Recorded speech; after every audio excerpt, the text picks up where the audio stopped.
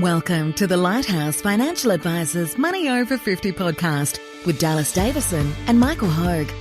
This information is general in nature and does not take into account your objectives, financial situation or needs. Therefore, you should consider whether the information is appropriate for you and your personal circumstances. If you require personal advice, please contact Lighthouse Financial Advisors. Here are your hosts, Dallas Davison and Michael Hogue.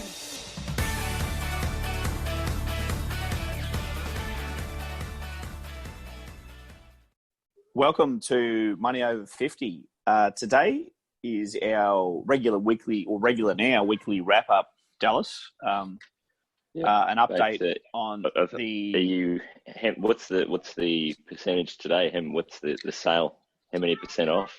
23% off everything is the sale today. So we've 23% for the Australian market, 23% down from previous highs in mid-February. Previous highs. Now, so we've gone from 2 weeks ago, 30% off everything. Last week, 25% off everything as a 5% recovery. This week, a further 2% recovery in the Australian ASX 200, the top 200 companies in Australia. It's now only 23% off the previous high on the 19th of February 2020. So... And look, if you measure it, I don't have the exact data to hand, but it grew quite strongly from the 1st of January to the 19th of February 2020. I don't actually have the. I'll save that for next week's show. How's about? I was just about to say we probably should do a bit of research for next week about that. But it actually grew. It grew quite strongly before it reached its high. Certainly, if you measured from the 1st of January 2020 to now. It's not anywhere near 23% off everything. Now, remarkably, the S&P 500, the top 500 companies in America, is only down 17%.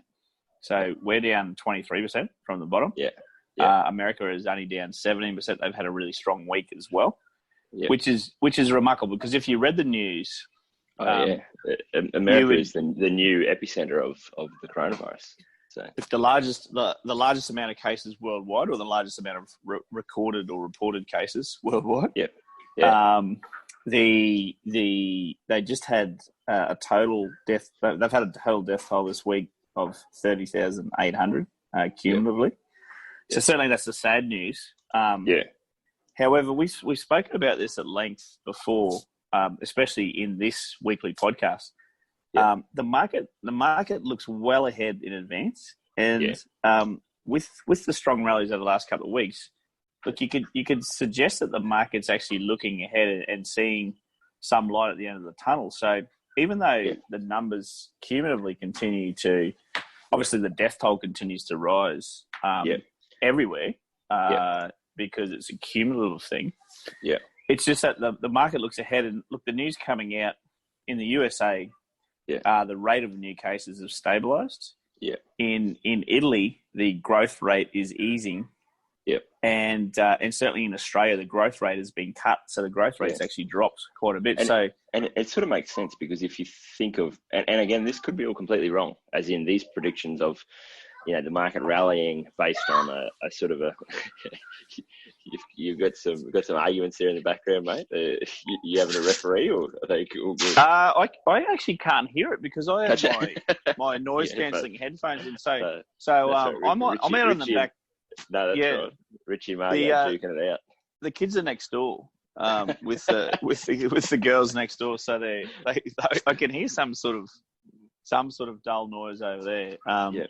No, you can obviously hear better than I can. So no, that's what I was going to say. Is it kind of makes sense in as much as if you look at if you think of again, we talk about this all the time. Where if you talk about the share market or shares, and that's kind of what you think of it. You think of it as a squiggly line on a piece of paper, but really, we're talking about here fractional ownership in companies, in the biggest companies in America. So if you think of on the very hint of good news or prospective good news may be coming up, people are already looking ahead and going, Procter and Gamble, for example, how many, how many consumer goods are they going to be selling over the next 10 years? How much profit are they going to make? And as a shareholder, as a part owner of that company, how much of that profit are you going to get to keep? So it's kind of one of those things where it makes sense to look so far in advance. If you think of yourself as an actual owner of those companies and not as,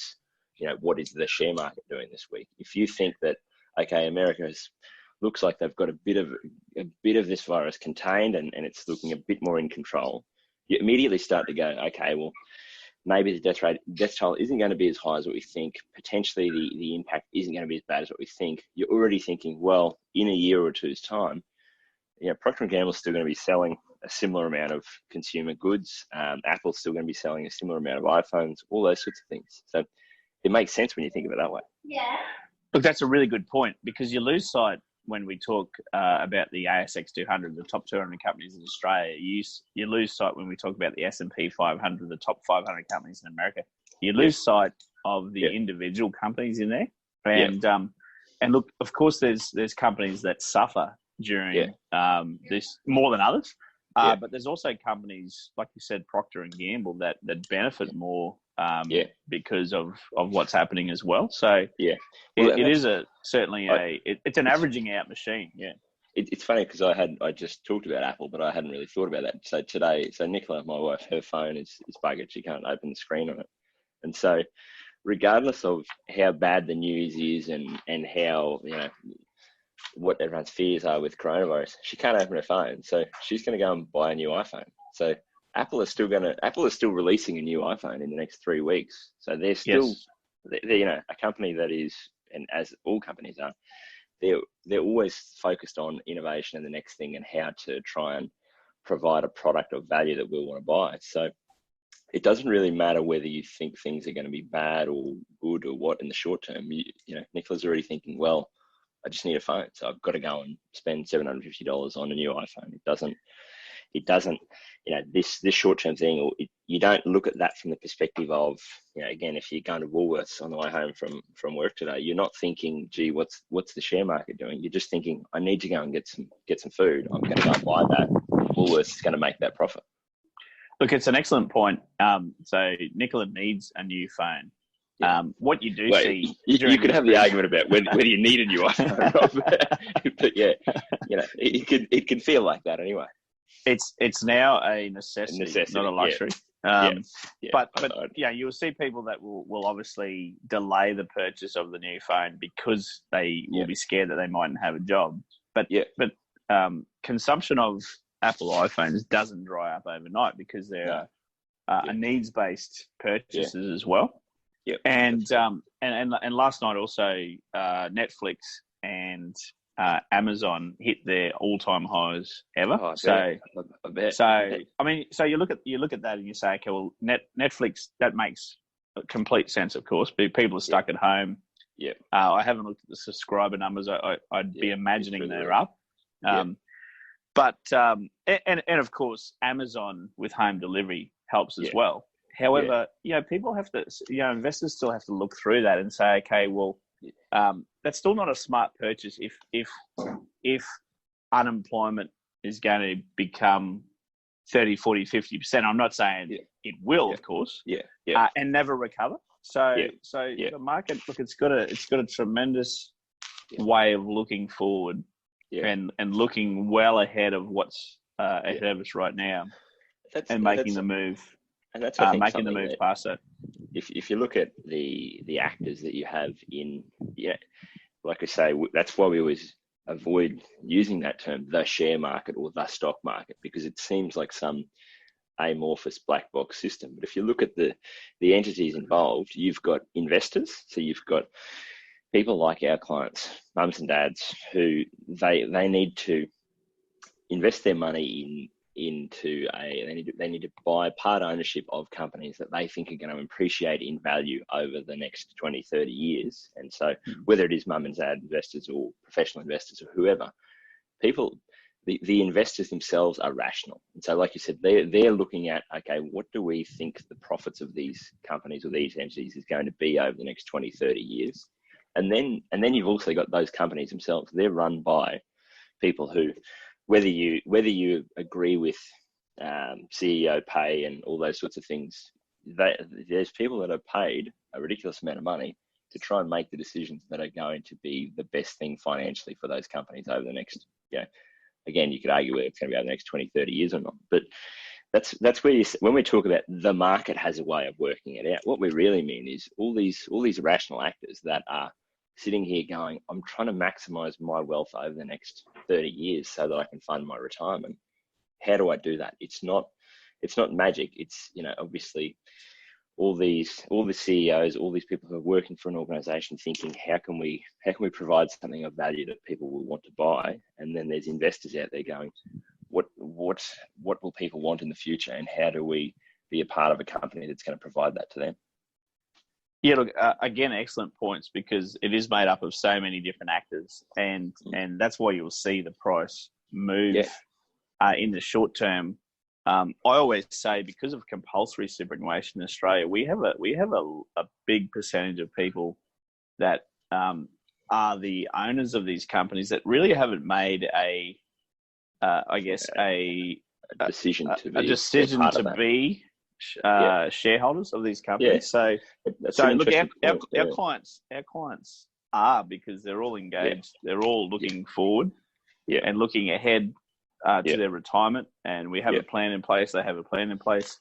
It's the people that haven't actually sat down and looked at what they're actually invested into. They're the ones that panic during these periods of time, which is why, I think 3-4 weeks ago we had that big sell-off. And the Sun Supers and Q Supers and Australian Supers and Host Plus and go on and on. We're inundated with phone calls from people saying, members of theirs saying, sell me out, get me into your cash fund as soon as possible.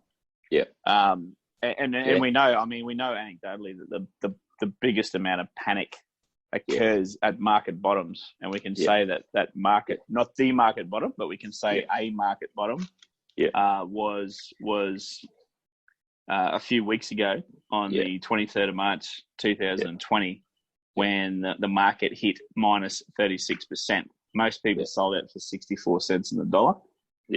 What do they do now? Because it's now 77 cents in the dollar. It's rallied quite a bit since then.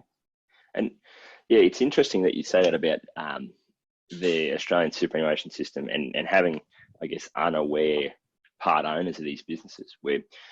So like the average person who comes in to see us for the first time, they've got $500,000 in superannuation. And for a lot of those people, when you sort of say, how's your super invested? Are you what asset class are you invested in, through your Q Super account or your Sun Super account or whoever? They really don't know. And for most people, it's just something that it goes in the default option.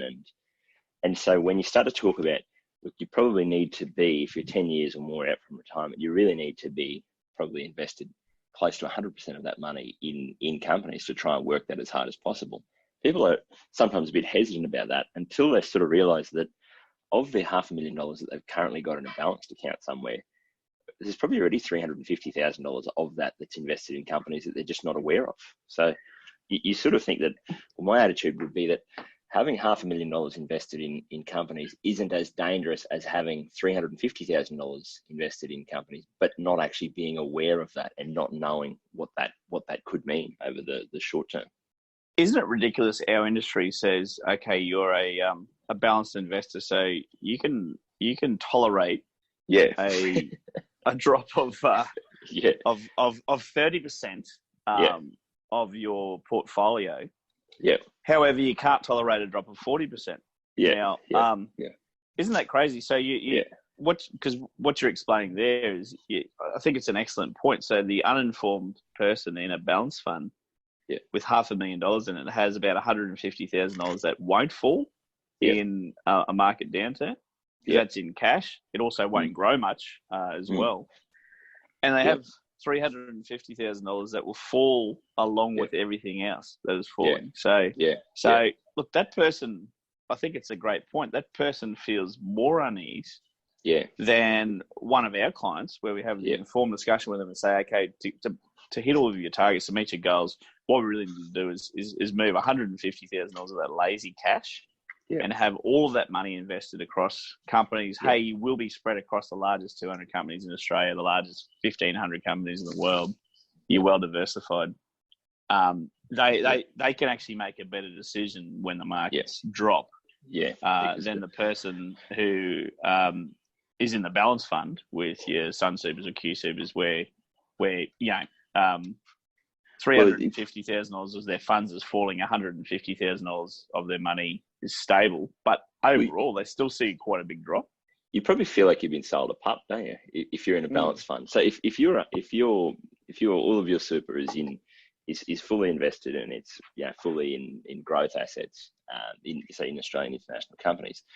Again, you've made a decision and you're going, right, we're 10 years out from retirement or we're 5 years out, however long, and you're saying we're going to put some of their fortnightly pay in as well. We're going to keep buying in at all different prices. We are really trying to focus on growing this over the next 10 years. You're sort of well equipped to handle that volatility. But if you haven't done that, or if you haven't actually even thought about that, and you get your statement and it says you're in the balanced fund, you probably go, oh, that's good. Like that won't drop. It'll be fine. It doesn't. And so then it probably would be a huge shock where you go, you've sort of been sold a pup saying, oh, well, you're in the balanced fund and the balance sounds really good and it sounds really positive and it's all balanced. And that sort of means that nothing too bad can happen. Well, then, like you say, you still got 350,000 of that that's dropping at the same rate as everyone else. Well, here's the numbers, Dallas. So you're in the balance fund, $500,000, which $150,000 is sitting in cash. It's not falling when the markets fall, but it's not rising either. $350,000 is in companies that at the bottom so far had fallen 36%. The average the average drop across that entire portfolio, the shares and the cash, is 25%.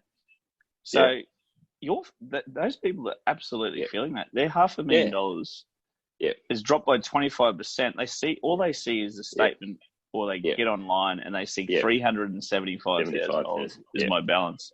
You can't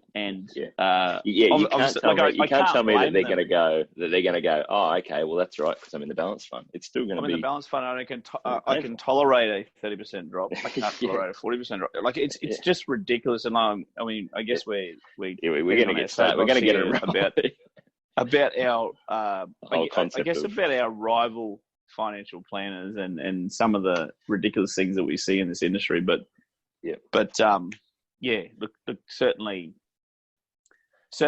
our clients, we're so proud of the fact that we've had these discussions many times during the good times, and not one of our clients has actually panicked during this period of time and made a bad mistake. We certainly won't say that people haven't been alarmed and haven't necessarily not been worried, but no one's made a mistake. No, that's right. So before we get too far into going onto the soapbox of risk profiling and balanced options and all those sorts of things, the other topic that I had thought about today to discuss was so we keep sort of glossing over the concept of saying, yes, you should probably be invested in Australian and overseas companies. And so we haven't really talked much about the S&P 500 or as a metric for overseas companies. But do you want to explain a bit of the numbers of the diversification and the reason why we normally recommend that people invest in Australian and overseas companies?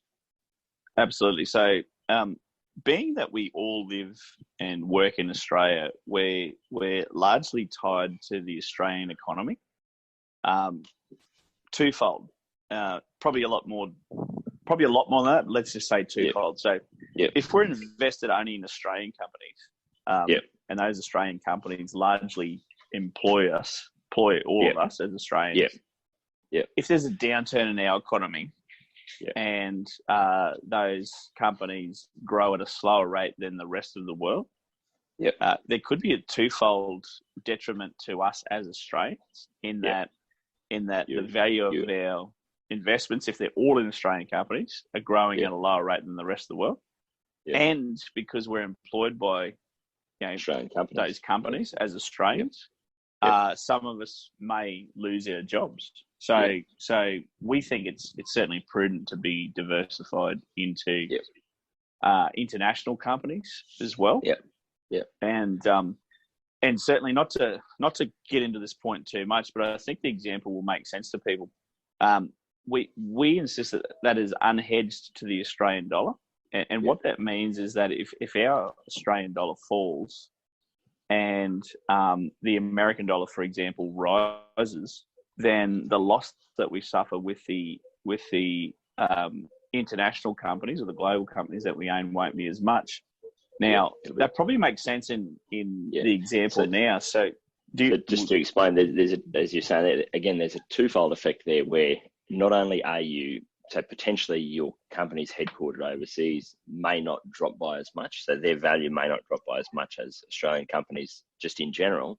And then secondly to that, if you're invested in those companies and they are denominated in US dollars, for example, or, Great Britain pounds, those sorts of other currencies, there's the twofold effect of you're basically getting exposure to all those other markets and all those other economies, and then it's also denominated in other currencies. So, did you want to explain about what that means at the moment? We've cherry-picked a great time right now because it's proven out this season. It's a really good time to. It's a really good. So if it goes the other way, we just won't talk about it for the next 6 months, but we'll talk about it now.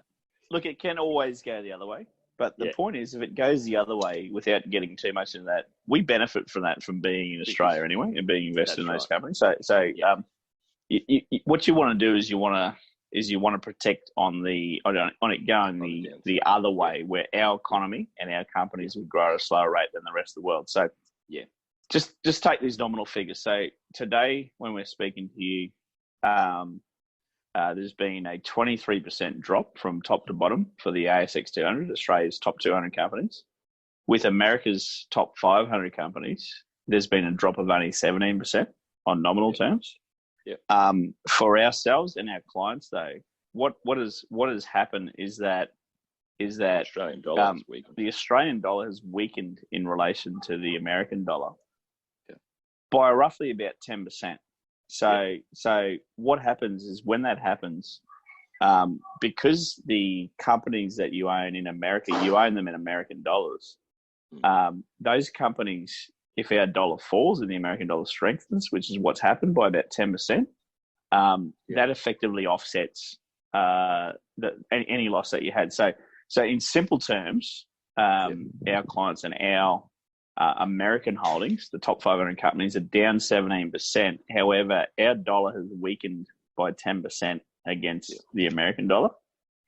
So if we net that out, our clients and our USA S&P 500 companies, the top 500 companies in America, are really only down 7%. Now, it's a simple analogy. And I don't want anyone to hold me to this. No, that's right. I was about to say, these numbers are all roughly kind of in the ballpark. This is a concept. And look, we're literally just having a beer on a Friday afternoon talking about this. No one hold a gun to our head about these numbers. But it's around about that amount. So it's been significantly offset by the fact that our dollar's fallen away, which is why we've insisted that our clients be unhedged to the Australian dollar with their holdings. Companies like, if you're in QSuper and you have global companies or international companies, they are, as far as reading from the perspective, hedged to the Australian dollar, which means that you to use the same analogy, if QSuper's international funds are down by 17%, it's down by 17% because it's hedged the Australian dollar, whereas unhedged the Australian dollar, down by 17% in today's terms because the Australian dollar has fallen by about 10%. You're down roughly about only 7%. And that's, I guess, the big picture of diversification is that, the whole, like you said before, if we say to our clients, look, you really need to be diversified, and over the next 10 years, the Australian economy and the Australian share market performs way better than every other country around the world, we're not going to be really apologetic about that, because you go, hey, it's fine. You've got all of your income has been growing and going through the roof, and your Australian companies, their value has been going through the roof. yes, these other international companies haven't increased in value by as much, but the whole point of that is it's essentially like any diversification, it's insurance against the worst case. So, we like to the saying of we're not looking to make a killing, we just don't want to be killed is the most important thing to I guess us when you're looking at, for most people 10 years out from retirement. You just can't roll the dice on going, well, I just hope this economy is the one that goes really well. It's a great saying. I love that saying. You can't make a killing, can't get killed. That's the deal that you're making. The sporting analogy that I use is that some years, it's been quite a lot in recent years, the Cowboys have had a really good team on paper, but have performed fairly poorly. And then other teams that have had a poor team on paper have performed really, really well. If you hadn't diversified at the start of the year and you had thrown all your money on one of those teams, you'd be disappointed at the end of the year. In any single sporting competition, no matter how tight the competition is, you have to have a winner, and you have to have someone that comes last, and you have to have every other team that falls in the middle. So I had no idea where you're going with that analogy, but that's a really good one. I mean, that's diversification. It's going to change every year. So with the information that you know now, you could say you could say the Sydney Roosters are going to win the grand final for the next 3 years. It never happens. You can say So what happens is you could say right now, to narrow it right down, you could say Amazon's going to take over the world. The world. Netflix is going to take over the world. What ends up happening is it just never happens. So diversification across not only those Australian companies but also the unhedged international companies, it just makes sense to us. And I think that's a really good point. It's probably a good point to wrap up on. We've been banging on about this for half an hour now, considering it's supposed to be a quick wrap up, but is that there's something to be said for the humility of knowing that you don't know what's going to happen. And I think that's a big thing that we talked about that at length, and it's a big thing for us is that if someone had said, first of all, if someone had said 6 months ago, hey, the market's going to drop 30% because someone's going to eat a bat in China, you just there's no way that you could predict that. But then the second part of that is if someone said, hey, so there's going to be a global pandemic, the highest death rate and the epicenter of that is going to be in the US. Would you rather be invested in Australian companies or US based companies? If someone had told you that and gave you that information in advance 6 months ago, you would have said, well, I only want to be invested in Australian companies. And you'd be sitting here scratching your head trying to work out why have they not dropped by as much as the Australian companies? And so that's kind of our thing is, or my belief is that you just we have no idea what is going to happen in the economy or in the world. And then we also have no idea what impact that will actually have on company prices. So it's really just about saying, look, all I know is that over the next 10, 20, 30 years, there's going to be CEOs and, shareholders of these companies that are looking to try and make a profit over the very long term and pass that profit on to their shareholders. I don't know who's going to do it the best. I don't know where they're going to be headquartered. I don't know what currency they're going to do it in. I don't know any of that. I just know that I need to be exposed to all those different things. I think it's a great point to wrap up for this week. That's great, mate. Thanks for listening. I've just finished my beer, so I'm ready to go as well. I've just finished the beer as well. So, and I'm supporting Corona beer. I'm afraid the sales might be down because of stereotypes. You're just doing your bit, good man. It is a Friday afternoon, so just to explain it. Just to explain it. Thursday lunchtime. Well, we try to get this podcast released on Saturday morning, and Ali should put it up tonight.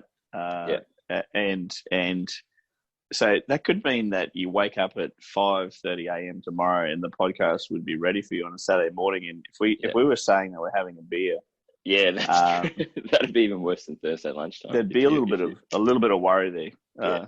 Just to clarify, this is our first beer of a Friday afternoon. It's 25 past 5 on a Friday afternoon. Thanks for listening, and have a good weekend. Thank you for listening to the Money Over 50 podcast with Lighthouse Financial Advisors. We look forward to catching up again soon.